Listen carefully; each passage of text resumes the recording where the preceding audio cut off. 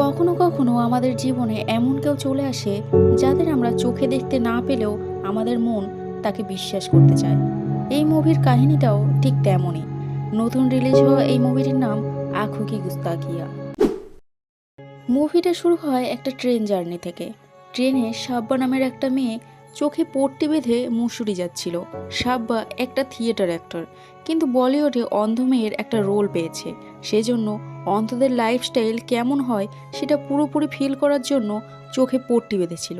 সাব্বার সামনের সিটেই বসেছিল জাহান।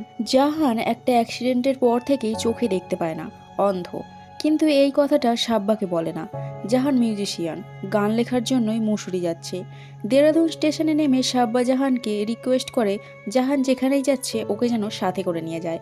জাহান সাব্বাকে নিয়ে যেতে চায় না, কিন্তু সাব্বা জোর করেই জাহানের সাথে যায়।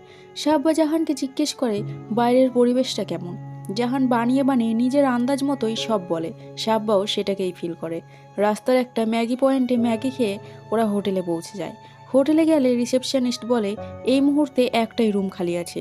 শুধু এই হোটেলে না, মুসুরির কোনো হোটেলেই এখন ফাঁকা নেই। জাহান রাজি না হলেও সাব্বার অনেক বলাতে রাজি হয়ে যায়। হোটেল রুমে ঢোকা মাত্রই ড্রাইভার একটা হরর স্টোরি শোনায়। জাহান আর সাব্বা দুজনেই ভয় তো পায়, কিন্তু জাহান কাউকে বুঝতে দেয় না। রুমে কোথায় কি আছে জাহান সব কিছু সাব্বাকে বুঝিয়ে দেয়। রাত্রিবেলা জাহান অনেক কষ্টে ঘুমায়। কিছুক্ষণ পর সাব্বা জাহানের ঘরে এসে বলে ড্রাইভারের ভূতের গল্পে ওর ভয় লাগছে। সেজন্য ও জাহানের সাথেই জোর করে শুয়ে পড়ে। পরদিন সাব্বা চা বানায়। চা গ্যাসে পড়ে আগুন নিভে যায়, কিন্তু গ্যাস লিক হতে থাকে। সাব্বা সেটা বুঝতে পারে না, আর ফোনে ওর বাবার সাথে কথা বলতে থাকে। কিছুক্ষণ পর জাহান স্নান করে ধূপকাঠি নিয়ে ঘরে ঢুকতেই যাচ্ছিল, আর গ্যাসের গন্ধে ধূপকাঠি নিভিয়ে তাড়াতাড়ি ঘরে ঢুকে জানলা দরজা খুলে সাব্বাকে খুব বকাবকি করতে থাকে।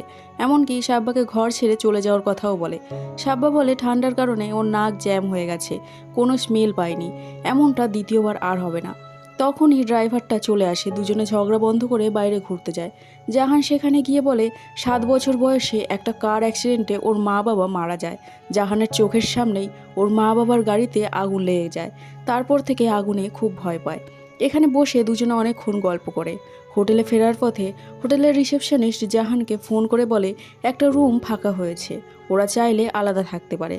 কিন্তু জাহান বারণ করে দেয়, বলে ওরা একসাথেই থাকবে।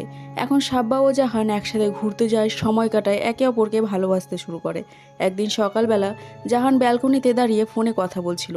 তখনই সাব্বার চেঁচানোর আওয়াজ পেয়ে ঘরে গিয়ে জিজ্ঞেস করলে সাব্বা বলে ঘরে ড্রাইভারের পাখিটা হয়তো ঢুকে গেছে। পাখি ফরফর করলে ও খুব ভয় পায়, তাই জাহানকে বলে সেই পাখিটাকে বাইরে বের করে দিতে। জাহান একটা সিঁড়ি নিয়ে এসে ওপরে উঠতেই ওর গামছাটা খুলে সাব্বার মাথার উপর পড়ে যায়। তাড়াতাড়ি নিচে নামতে গিয়ে সাব্বার গায়ের ওপরে পড়ে যায়, আর সাব্বা জাহানকে কিস করতে থাকে। ঠিক তখনই সাব্বার বাবা ফোন করে। ফোনে কথা বলা হয়ে গেলে জাহান বলে এখন তুমি চোখে দেখতে পারছো না, হতে পারে যখন তুমি দেখতে পারবে তখন এই সব কিছুই তোমার ভুল মনে হবে, আর তুমি রিগ্রেট করবে। সাব্বা বলে ওর শুধু চোখে পট্টি পড়া আছে, বোঝার মতো ক্ষমতা ওর মধ্যে আছে। আমরা দুজনেই অ্যাডাল্ট, আমরা এটা নিয়ে আলোচনা করতে পারি। কিন্তু জাহান কোনো কথা বলতে চায় না, আর সাব্বা বাইরে চলে যায়। রাত্রিবেলা জাহান এসে সাব্বার সাথে কথা বলতে চায়। সাব্বা বলে ওর চোখের পট্টিটা খুলে জাহানকে দেখতে চায়। প্রথম প্রথম যখন ও এখানে এসেছিল তখন ভালো লাগলো, এখন খুবই কষ্ট হয়।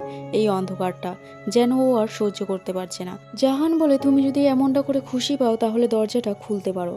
জীবনে প্রথমবার কোনো মেয়ে আমার হাত ধরে থাকার জেদ করছে, কিন্তু জেদ ছেড়ে দিলে আমার হাতটাও ছেড়ে না দেয়, এটাই ভয় করছে। সাব্বা ভরসা দিয়ে বলে এমনটা কখনোই হবে না। দরজা খুলে সাব্বা জাহানের চোখে পট্টি বেঁধে দেয় নিজের চোখ বন্ধ রেখে। বলে কালকে ভ্যালেন্টাইন ডে, হোটেলে বোলরুম ড্যান্স আয়োজন করেছে, রাত্রি 12টার সময় চোখ খুলেই আমি তোমাকে দেখব। ড্যান্সের পর যখন পট্টি খোলা হয় সাব্বা জাহানকে খুঁজে পায় না। সাব্বা অনেক খোঁজে কিন্তু জাহানকে খুঁজে পায় না।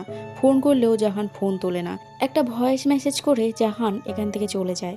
তারপর 3 বছর কেটে যায়। সাব্বাকে ওর বাবা অভিনবের একটা প্লেতে ঢুকিয়ে দেয়। অভিনব সাব্বার প্রিন্স চার্মিন, ওরা অনেক দিন থেকেই রিলেশনে রয়েছে। সাব্বা অভিনবের সাথে রাতে একটা ক্লাবে যায়, সেখানে মিউজিশিয়ান হিসেবে জাহান এসেছিল। জাহানের গানটা সাব্বা চিনতে পারে আর দেখতে আসে, কিন্তু ততক্ষণে জাহান সেখান থেকে চলে গেছিল, সাব্বা দেখতে পায়নি। জাহান বারে এসেছিল, সেখানে তানিয়ার সাথে পরিচয় হয়। তানিয়া সাব্বা অভিনবের প্লের প্রডিউসার। সাব্বা ফেরার সময়ও জাহানের কথাই ভাবছিল। অভিনব সাব্বাকে জিজ্ঞেস করে কী হয়েছে। সাব্বা বলে ও হয়তো জাহানকে দেখেছে। সাব্বা এখনও ভাবে জাহান ওকে গুস্ট কেন করলো। অভিনব বলে ভালোই তো হয়েছে, যদিও তোমাকে গুস্ট না করতো তাহলে আমি তো তোমাকে পেতামই না। জাহান ক্যাফেতে ওর আন্টির সাথে দেখা করতে চায়। গিয়েও জাহান সাব্বার কথাই বলে যে যদি কোনোদিনও সাব্বা ওর সামনে চলে আসে তাহলে ও কি বলবে। ওদিকে অভিনবের প্লের যে মিউজিশিয়ান সে ভালোভাবে মিউজিক প্লে করতে পারছিল না। অভিনব তানিয়াকে বলে লাস্ট মোমেন্টে নতুন মিউজিশিয়ান কোথায় পাবে। তানিয়া ভাবনা চিন্তা করে জাহানের কথা মনে পড়ে। জাহান নিজের নাম পাল্টিয়ে তানিয়াকে কবির বলে পরিচয় দিয়েছিল। পরদিন তানিয়া জাহানকে নিয়ে এসে সবার সাথে পরিচয় করিয়ে দেয়, কিন্তু সাব্বা জাহানের মিউজিক শুনেই সন্দেহ করে। জাহান ওর নাম কবির বললেও হ্যান্ডশেক করার সময় সাব্বা বুঝতে পারে এটাই জাহান। জাহানও বুঝতে পারে কিন্তু কিছু বলে না। জাহান যখন চলে যাচ্ছিল সাব্বা ডেকে জিজ্ঞেস করে এই মেলোডিটা তুমি কোথায় পেয়েছো, তুমি কি জাহান? সাব্বা বারবার বললেও জাহান কিছুতেই সত্যিটা স্বীকার করে না আর সেখান থেকে চলে যায়। জাহানকে জাহানের আন্টি নিতে আসে। তখন অভিনব জাহানের আন্টি নূরের সাথে কথা বললে নূর অভিনব আর ওর টিমকে সন্ধেবেলা বাড়িতে ইনভাইট করে। বাড়িতে আসলেও জাহান সাব্বাকে ইগনোর করে, কিন্তু সাব্বা জিজ্ঞেস করে জাহানকে 3 বছর আগে কোথায় ছিল, ও কী করতো। নূর কথা ঘুরিয়ে দেয়। খাওয়া দাওয়া করে ওরা বেরিয়ে যায় ঠিকই, কিন্তু সাব্বার মনে সন্দেহটা থেকেই যায়। ওরা চলে যাওয়ার পর নূরজাহানকে বলে সাব্বা সারাক্ষণ তোর দিকেই তাকিয়েছিল, সবাই নোটিশ করেছে। যদি এই প্লেটা তুই করতে চাস তাহলে সত্যিটা সাব্বাকে বলে দে।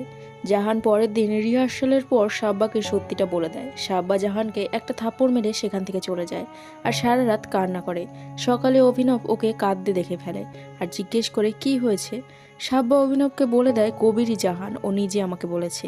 অভিনব সাব্বাকে জাহানের সাথে কথা বলে জিজ্ঞেস করতে বলে যে ও এমনটা কেন করেছে।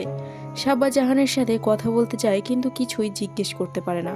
মাঝখান দিয়ে ওরা দুজনার সুন্দর একটা মুহূর্ত কাটিয়ে চলে আসে। রাস্তাতেই অভিনবের সাথে দেখা হয়ে যায় আর সাব্বা চলে যায়। অভিনব জিজ্ঞেস করে সাব্বাকে যে ও কথা বলেছে কিনা জাহানের সাথে, কিন্তু সাব্বা বলে কিছুই জিজ্ঞেস করতে পারেনি। পরের দিন সাব্বা আবার জাহানকে দেখা করতে বলে। দুজনা ক্লাবে যায় কথা বলার জন্য। সাব্বা রেড ওয়াইন আনতে বলে। কাউন্টারে কিছু নেশার জিনিস মেশানো রেড ওয়াইন আর ভডকা ছিল। জাহান ভুল করে ওটাই নিয়ে চলে আসে আর খেয়ে ফেলে। দুজনাই ড্রাঙ্ক হয়ে যায়। নেশার ঘরেই সাব্বা জিজ্ঞেস করে জাহান কেন ওকে ছেড়ে চলে গেছিল।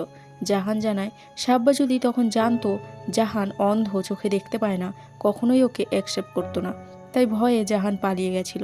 সাব্বা বলে প্রথম প্রথম হয়তো একটু খারাপ লাগতো, কিন্তু পরে আমি ঠিকই অ্যাডজাস্ট করে নিতাম। জাহান বলে আমি ওটাই তো চাই না, আমি কারোর অ্যাডজাস্ট হতে চাই না, আমি চয়েস হতে চাই। কথা বলতে বলতে দুজনা কিস করে ফেলে। সাব্বার যখনই হোশ আসে ও তাড়াতাড়ি দৌড়ে পালায় সেখান থেকে। অভিনবের কাছে গিয়ে কাঁদতে কাঁদতে সরি বলে। এটাও বলে যে ভুল করে ওরা দুজনা কিস করে ফেলেছে। অভিনব আপসেট হয়ে যায়। জাহান নূরের সাথে দেখা করতে যায়। নূর ওকে বলে ও যদি সাব্বাকে ভালোবাসে তাহলে সেটা সাব্বাকে যেন বলে দেয়। তারপর সাব্বা সিদ্ধান্ত নেবে কি করবে না করবে। পরের দিন একটা ডিনারের আয়োজন করা হয়েছিল। সাব্বা অভিনবকে ডাকতে আসে। অভিনব ড্রিঙ্ক করছিল। সাব্বাকে বলে আমি অনেক ভাবনা চিন্তা করেও বুঝতে পারছি না যে এই রিলেশনটা তোমার সাথে কেন কন্টিনিউ করব। তারপর আমার মনে হলো আমি তোমাকে এখনও অনেক ভালোবাসি। আমি জানি না সেদিন রাতে কার ভুল ছিল, কিন্তু যদি তুমি জাহানকে ভালোবাসো তাহলে আমাকে বলো। কিন্তু সাব্বা বলে ও জাহানকে না অভিনবকেই ভালোবাসে, কিন্তু অভিনবের কথাটা বিশ্বাস হয় না। সবাই ডিনারে পৌঁছে যায়। জাহানও চলে আসে। সাব্বা একটু নার্ভাস ছিল। অভিনব সবার সামনে জাহানকে জিজ্ঞেস করে তুমি গান কি নামে লেখো, কবির নাকি জাহান? কথাটা শুনে সবাই অবাক হয়ে যায়, বিশেষ করে জাহান আর সাব্বা। অভিনব সবাইকে বলে দেয় জাহানই সেই ছেলেটা যে সাব্বাকে গুস্ট করে মসুরি থেকে পালিয়ে গেছিল। সাব্বা বারবার অভিনবকে রিকোয়েস্ট করে যেন এইরকমটা না করেও, কিন্তু অভিনব কোনো কথা শোনে না। সাব্বাকে ডান্স করার জন্য নিয়ে যায় আর জাহানকে পিয়ানো বাজাতে বলে। সবাই খুবই ইমোশনাল ছিল। ফাইনাল প্লের দিন জাহান সাব্বার মেকআপ রুমে আসে কথা বলার জন্য। জাহান জানায় ও এই শহর ছেড়ে চলে যাবে। এই শহরের প্রত্যেকটা রাস্তা, প্রত্যেকটা গলি এখন সাব্বার কথাই মনে করাবে। আগের বার না বলে চলে গেছিল, সেই ভুলটা আর দ্বিতীয়বার করতে চায় না। ওর মধ্যে অত ক্ষমতা নেই সাব্বাকে অন্য কারোর সাথে দেখার। লাস্টবারের মতো দুজন দুজনকে হাক করে আর ইমোশনাল হয়ে যায়। জাহান চলে যায়। অভিনব সাব্বার রুমের বাইরে দাঁড়িয়ে সব কথাই শুনেছিল।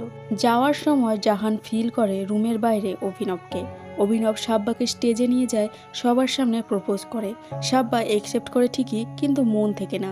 অভিনব এটা বুঝতে পারে, তাই সাব্বাকে বলে, আমি জানতাম তুমি হ্যাঁ বলবে, কিন্তু বুঝতে পারিনি এই ছোট্ট আংটিটা তোমাকে বন্দি বানিয়ে ফেলবে।